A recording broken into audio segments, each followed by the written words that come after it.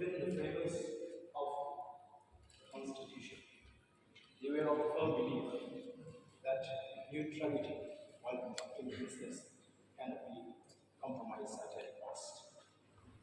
And that as can be seen and reflected in the para 5 of the 10th sheet,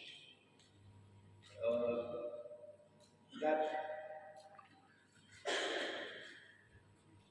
any member who occupy the chair of this figure can voluntarily give up his membership from the party and shall not be subjected to disqualification.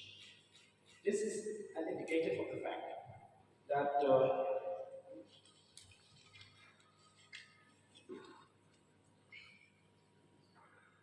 for fairness and impartiality to all the members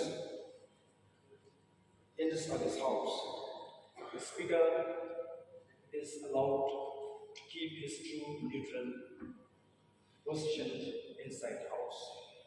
So we know when we look at the numbers and the strength of the ruling party, we don't stand a chance to compete with them on any issue.